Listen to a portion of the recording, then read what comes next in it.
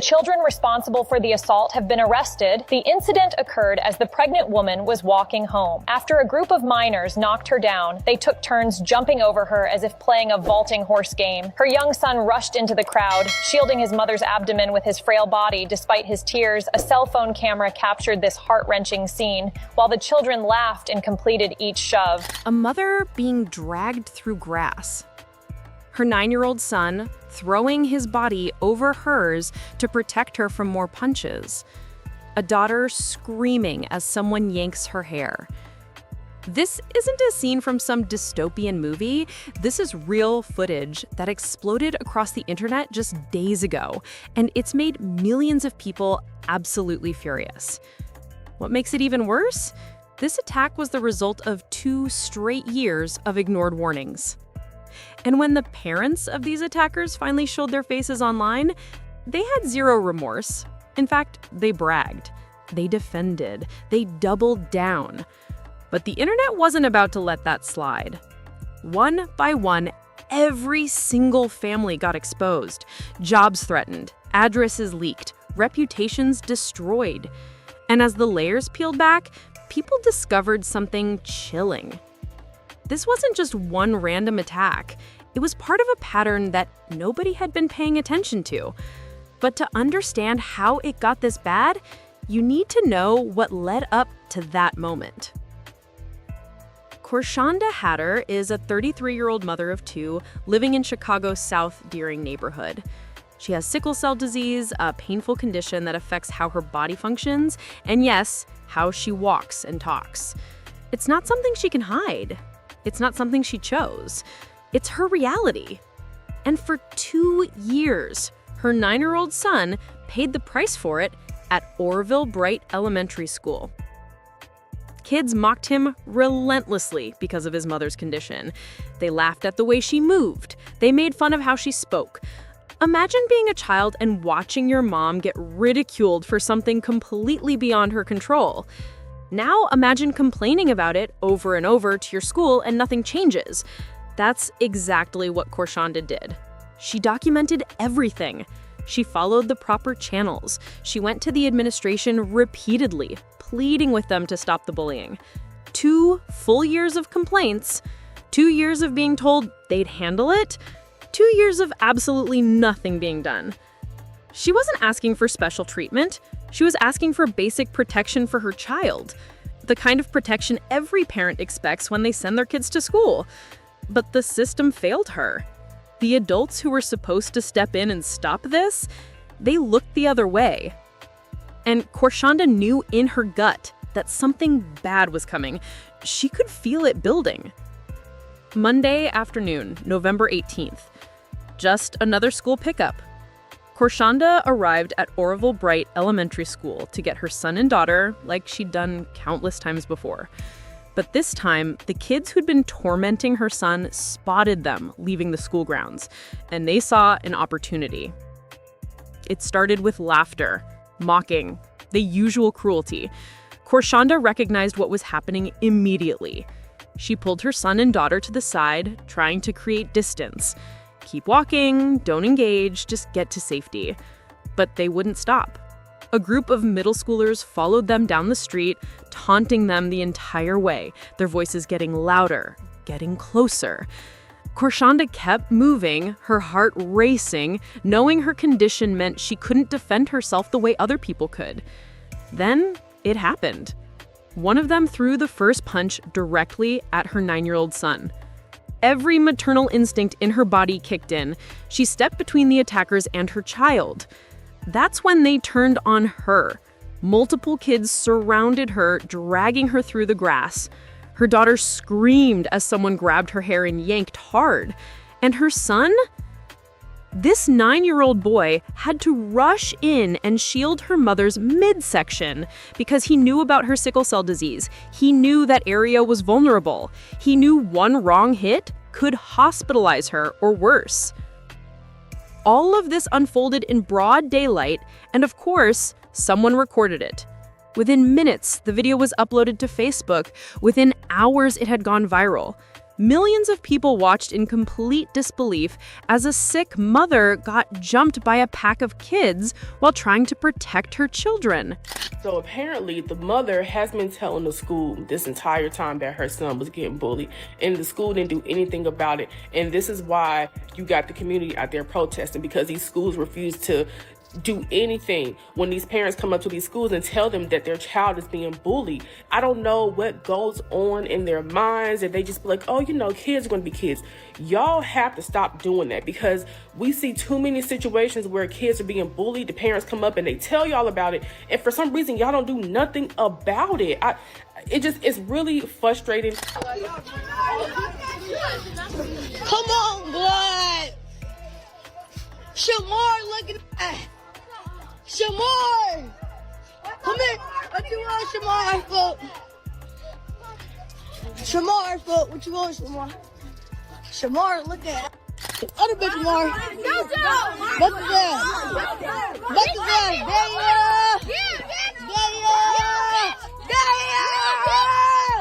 Oh my. The video spread like wildfire. But what came next? That's when things got really ugly. The internet doesn't forget, and it definitely doesn't forgive something this blatant. Almost immediately, amateur detectives started hunting for the parents of these attackers. Screenshots were taken, profiles were saved, names were documented, and one by one, they were found. Yaz St. Patrick, the mother of one of the girls allegedly leading the attack, was the first to respond publicly. And her response? It stunned everyone. She posted on social media defending her daughter without hesitation. My daughter's a great kid.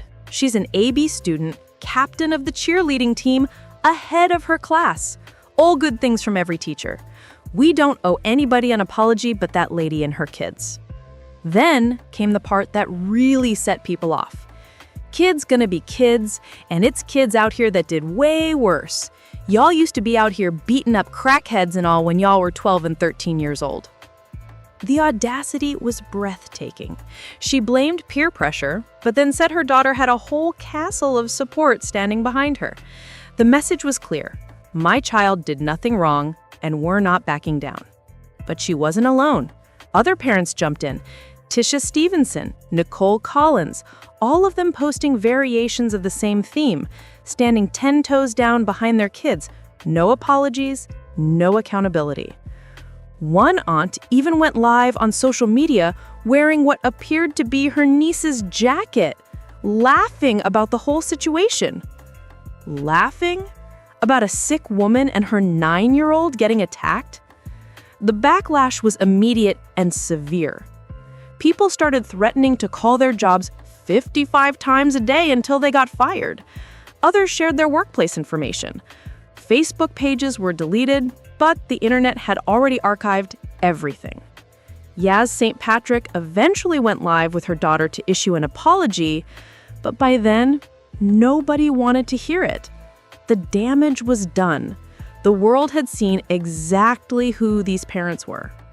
But here's what those parents didn't know. This wasn't the first time these kids had done something like this. Not even close. As people dug deeper, a disturbing pattern emerged.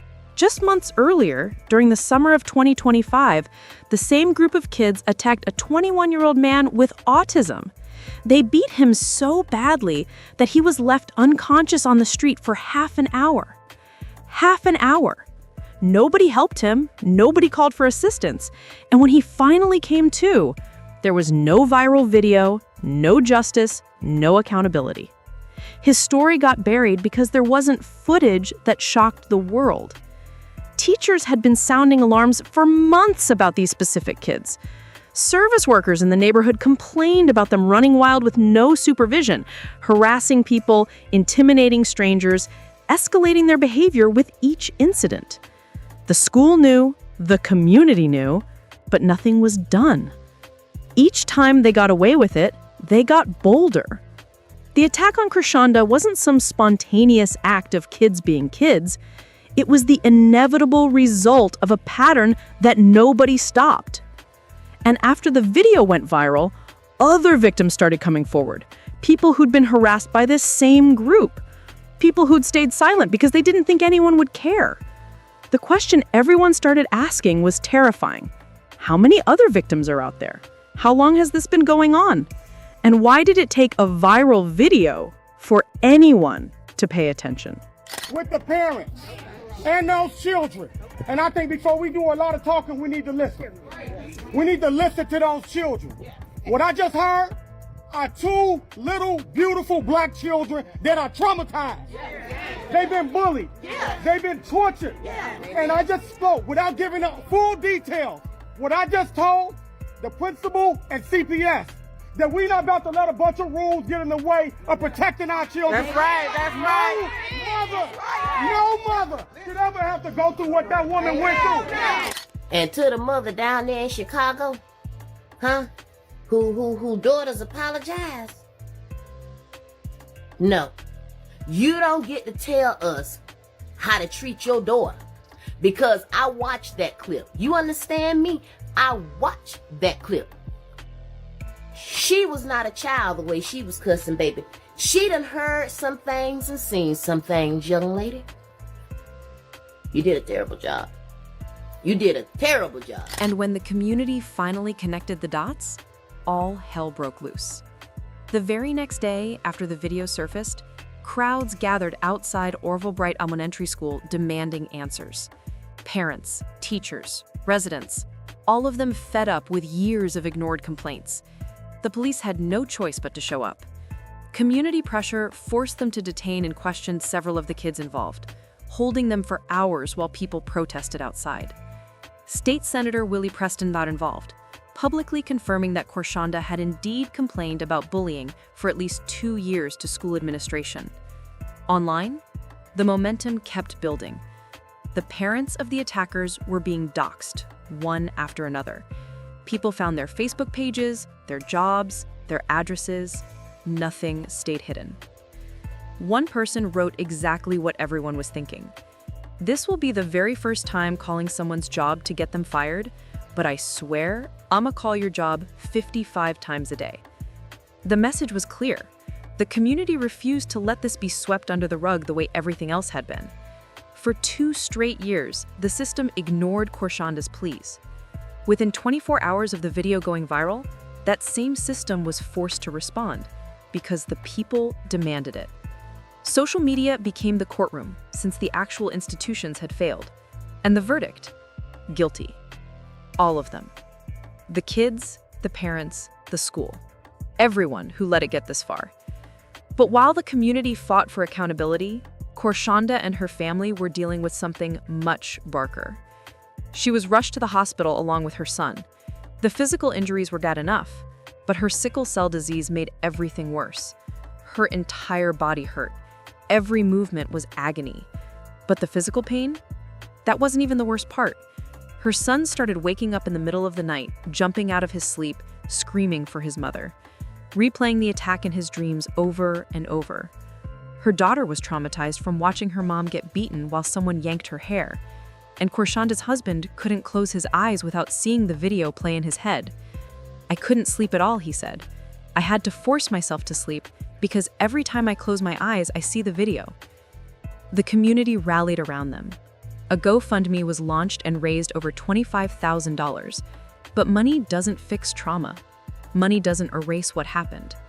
The family had to be relocated to an undisclosed location because they no longer felt safe in their own neighborhood. Think about that. They got attacked, and they're the ones who had to leave. Their kids were pulled out of school and transferred somewhere new, disrupting their entire lives. Meanwhile, the attackers, some got suspended, some got transferred, but the details were kept quiet. The school district suddenly announced new anti-bullying measures, which felt like the most insulting response possible. Too little, way too late. Corshawnda spoke out about her pain. So much pain, emotional and physical. I'm not feeling good at all. Her husband demanded justice. I want the school to be responsible, the parents and the kids. But what does justice even look like at this point? The family lost their home, their sense of safety, their peace of mind. Those things don't just come back.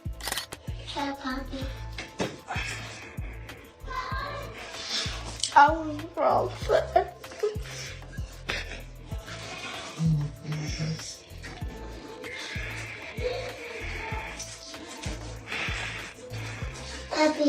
It's okay, come on. for everything that I did. And I was just being a follower, following everybody who don't even got nothing that I got. Hey, I know y'all see that video. And if any bitch wanna be funny, fuck your ugly ass baby, pissy ass grandma, old ass people. What kind of shit they want when they got buried? Ugly ass clothes. People fuck y'all. On crap, I hate all y'all. Bottom line. Hey, I know y'all see that video. This family's nightmare raises a question that nobody wants to face. What does this incident really say about where we are as a society? Because here's the uncomfortable truth. This isn't just about one attack in Chicago. It's happening everywhere. Teachers across the country are quitting their jobs in record numbers because they can't handle the lack of discipline anymore. Service workers at supermarkets and restaurants deal with out-of-control kids daily while parents stand by doing nothing. The kids will be kids defense has become a shield for increasingly dangerous behavior. And when consequences do come, parents rush in to defend their children, refusing any accountability whatsoever. We've arrived at a point where everything gets recorded. There's no hiding anymore. Yet somehow, that still isn't enough to make people take responsibility. The real question nobody wants to answer is this: where do we draw the line? These attackers were 12 and 13 years old enough to know that jumping a sick woman is wrong, old enough to understand consequences. Yet they did it anyway because they learned that nothing would happen to them. The system failed on every single level. Schools ignored complaints for years. Police were slow to act until public pressure forced their hand. Parents defended the indefensible, and the community had to step in and become the justice system because every institution designed to protect people had collapsed. This pattern is repeating itself across the country. Chicago isn't unique. These incidents are emerging everywhere, and each time, people act shocked. But if we're being honest, we all see it happening. We all know families where kids run wild with zero boundaries. We've all watched parents make excuses instead of corrections. And we've all wondered what happens when these children grow up having never faced real consequences for their actions. The internet has become the only place where accountability is consistently enforced, which is terrifying when you think about it. That shouldn't be how justice works. Should the kids be punished? Absolutely. Should the parents face consequences too? Many people think so. After all, this behavior had to come from somewhere. But punishment alone won't fix the deeper problem. Until schools take complaints seriously from the first report instead of the 100th, until parents choose accountability over defense, until communities demand better before tragedy strikes instead of after, stories like Corshawnda's will keep happening.